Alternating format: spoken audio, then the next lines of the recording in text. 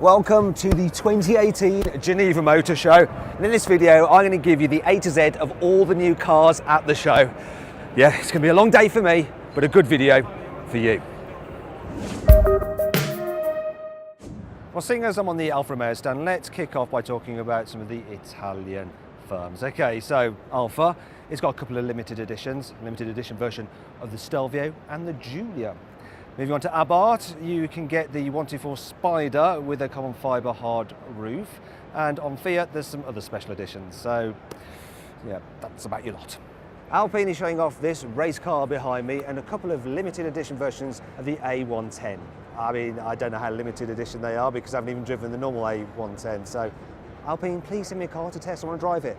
Big news on the Audi stand is, of course, the new A6, which is behind me, and looks kind of good in this unusual blue paint scheme. There's another car they're showing here today, and it's the e-tron, Audi's first ever all-electric car. Unfortunately, it's under covers. They did whip the covers off earlier, but I missed that, so I'm going to just have to imagine what it looks like. And because I'm kind of spiteful, I'm going to imagine it's blooming ugly.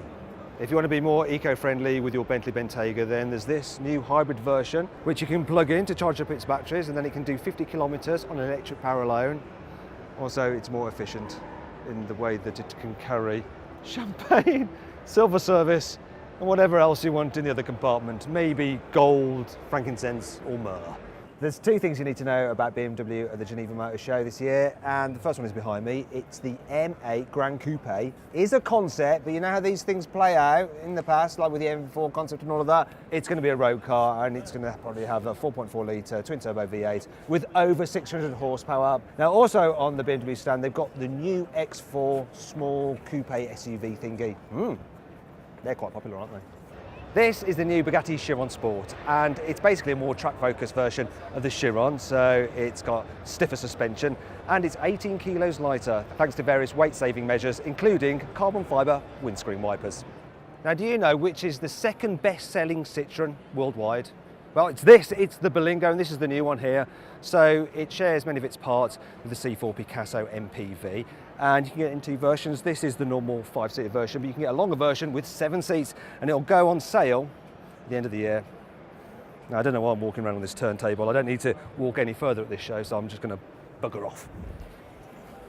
Getting into Fort Knox is actually easier than getting on a Ferrari stand, so I'm just going to cover off the new 488 Pista by saying that it's lighter, harder, more powerful, faster, more expensive and rarer than the normal 488.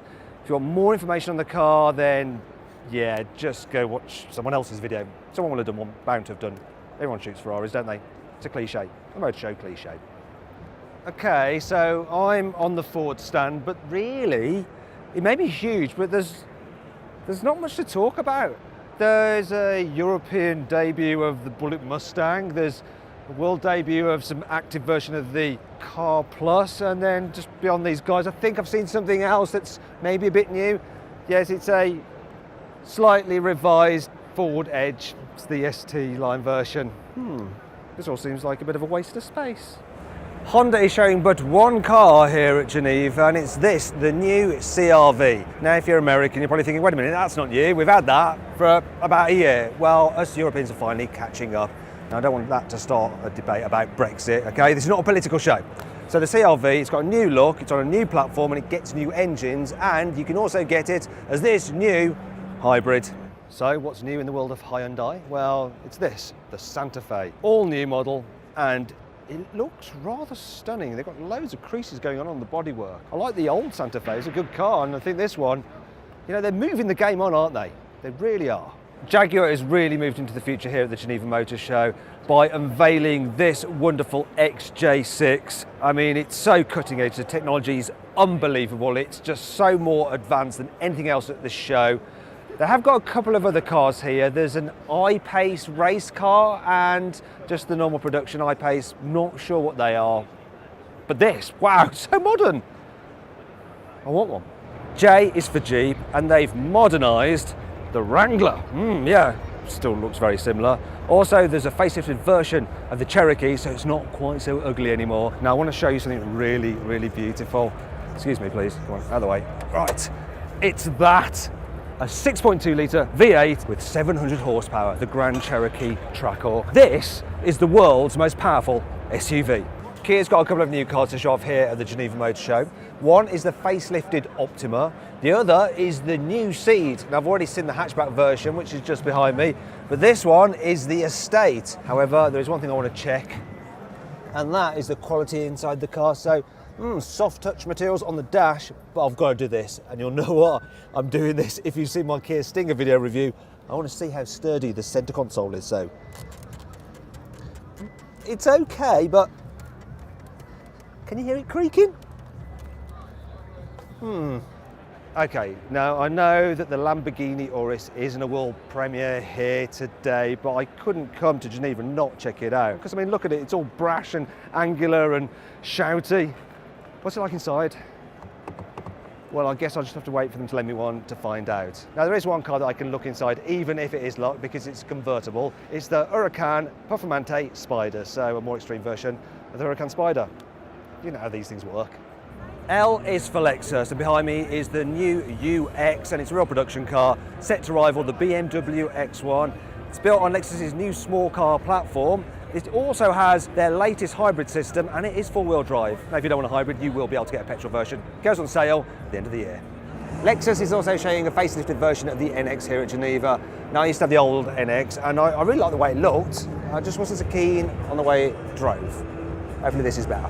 Here on the Mazda stand, I'm filming a film crew which appears to be filming another film crew which is filming the new Mazda 6 Estate. Now, I say new, it's actually a facelifted car, but it's got a new look, it's got some fresh engines, including a 2.5 litre petrol engine in the UK for the first time. Now, I've got to run because Mazda actually doesn't like me, won't even lend me cars. If you've wondered why I've never driven or reviewed any Mazdas on CarWow, that's why. So I've got to flee, otherwise I'll chuck off the stand, so bye. Okay, so let's say that the McLaren Senna is just a little bit too mainstream for you. You want something that you can't drive on the road. You want something that only you and 74 other people can own. Well, how about this? It's the GTR version of the Senna. So it's got a bit more power, so 825 horsepower, more aero as you can see, and some crazy slick tyres. Like I said, that you can't use on the road. And it's going to be very, very expensive.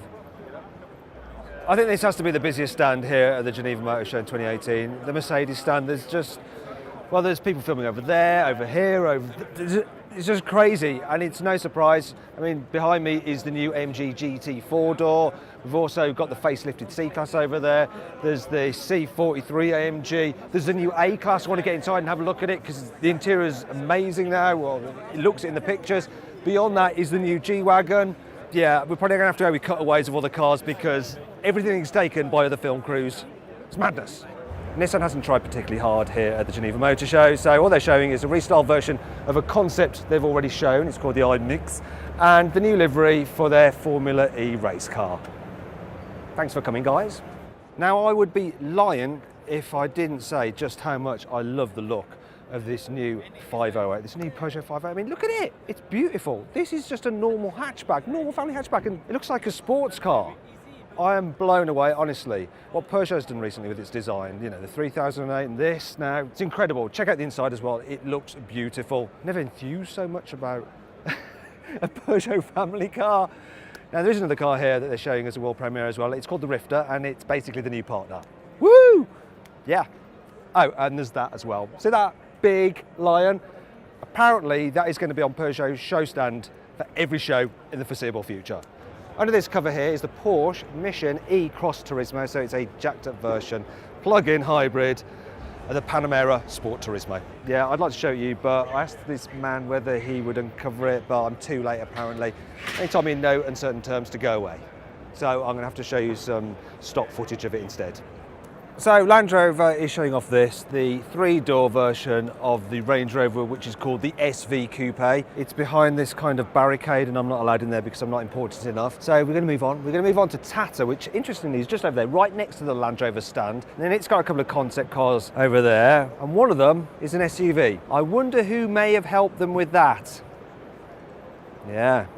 Renault is showing off a concept car which could spell the end of the Uber driver. It's called the Easy Go, and it's essentially a driverless taxi. Renault wants to actually put something like this into production by 2022. We'll see about that. What we have here is the world's most powerful electric car. It's got 1,914 horsepower from its 4 electric motors and a 120 kilowatt hour battery. 0 to 60, that'll take 1.85 seconds. Standing quarter, that'll take 9 seconds. Top speed, 258 miles an hour. Whoa. Oh yeah, the price, it's 1.7 million euros. Okay, so what's new on the Rolls-Royce stand? Well, there is the new Phantom, but that's not brand new, it's not a world premiere. However, there's a new bespoke program which makes Rolls-Royce even more bespoke than before, though I didn't think you could ever get more bespoke than bespoke, because that's the whole point of bespoke. Anyway, you can now get the Dawn with some special humps which go over the rear seats to make it look sporty with the roof down. And here we have the first ever rose gold Spirit of Ecstasy. And that's your lot.